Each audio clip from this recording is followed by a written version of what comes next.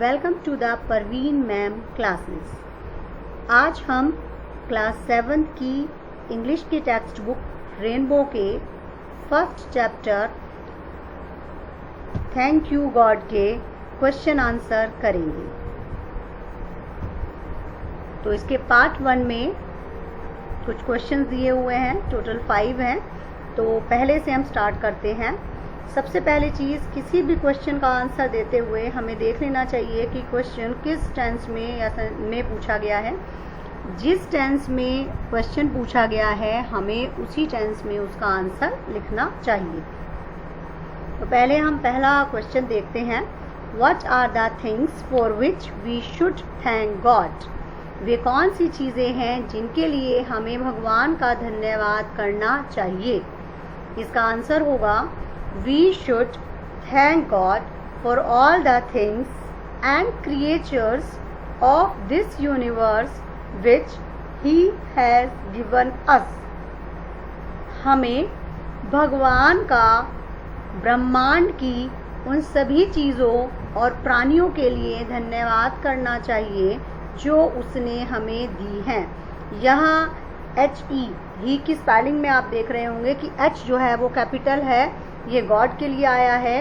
God के लिए जो भी प्रोनाउन हम लगाएंगे उनमें जो फर्स्ट लेटर होगा वो कैपिटल होगा, ये ध्यान रखना है हमें हमेशा। दूसरा क्वेश्चन है, what are we asking God to give us? हम भगवान से हमें क्या देने के लिए कह रहे हैं? इसका आंसर होगा we are asking God to give us love, kindness and courage every day. हम भगवान से हमें प्रेम, दया और साहस प्रतिदिन देने के लिए कह रहे हैं। तीसरा क्वेश्चन है इस सीरीज में, what does live in peace and harmony mean? ये इस पोइम में आया है। तो इसमें पूछा है कि शांति और सामंजस्य से रहने का क्या मतलब होता है?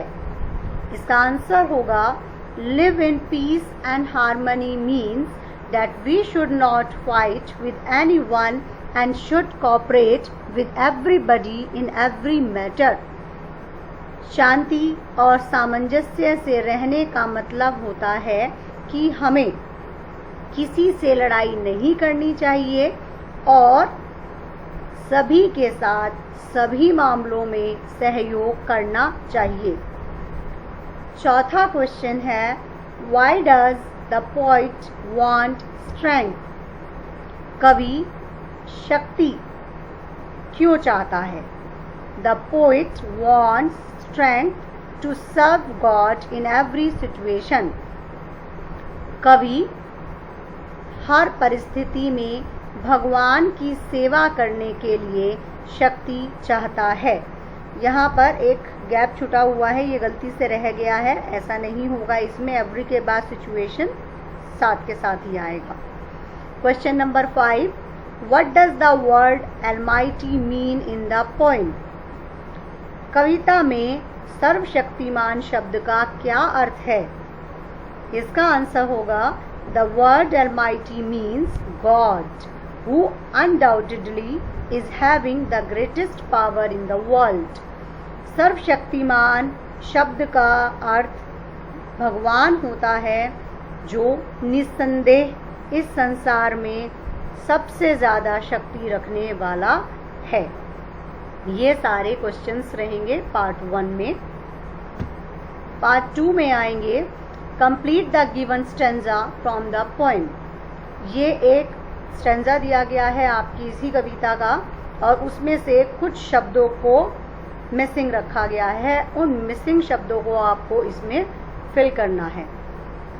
यहाँ पर जो भी अंडरलाइन किए हुए और मोटे बोल्ड किए हुए शब्द हैं वो इसमें मिसिंग थे और इसमें हमने फिल किए हैं। For all the things around us big and small, यहाँ स्मॉल मिसिंग था। For all the creatures missing था। On this earth short fill किया गया है and tall. For the lovely, lovely missing था। Blue sky, the sun, the moon, moon को fill किया गया है यहाँ and all. Almighty God, Almighty यहाँ पर नहीं था पहले. We thank you, you को फिल किया, and to you we call. तो इस पोएम में ये स्टंजा है, इसमें से कुछ शब्दों को खाली छोड़ा गया था, उन शब्दों को आपको उस पोएम में से ढूंढकर फिल करना था. ये है इसका लास्ट पार्ट, वर्ड पावर. इसके लिए ज़रूरी होता है कि आपको उन वर्ड्स की स्पेलिंग पहले से याद होनी चाहिए जिन शब्दों के अल्फ़ाबेट को यहाँ मिसिंग रखा गया है. तो इसमें पूछा गया है fill in the letters to form meaningful words given in the poem. उन लेटर्स को, उन अल्फ़ाबेट्स को जो कि इस पोएम में दिए गए शब्द हैं, उनमें जो लेटर्स मिसिंग हैं उन्हें आपको फिल करना है. हारमनी में ए और ओ मिसिंग था. काइंडनेस में आई और ई मिसिंग रखा गया है. पीस शब्द में ई और सी खाली था और हमने इसको फिल किया है मीनिंगफुल शब्द बनाने के लिए. क्रिएचर में इसी तरह से आर गायब था, ए गायब था, यू गायब था, ई गायब था. करेक्ट शब्द में यू और ए गायब था. एलमाइटी में काफ़ी सारे लेटर्स गायब थे, जिसमें कि एल गायब था, जी गायब है, एच गायब है एंड वाई गायब था. तो इन्हें सबको हम लेटर्स को, हमें अगर वो शब्द पता होगा तभी हम इन लेटर्स को डाल पाएंगे. इसीलिए इन शब्दों की स्पेलिंग साथ के साथ याद करते चलिए. तो ये आपका पहला चैप्टर था रेनबो की, 7th क्लास की रेनबो का फर्स्ट चैप्टर. तो ये कंप्लीट हो गया है. Thanks for watching.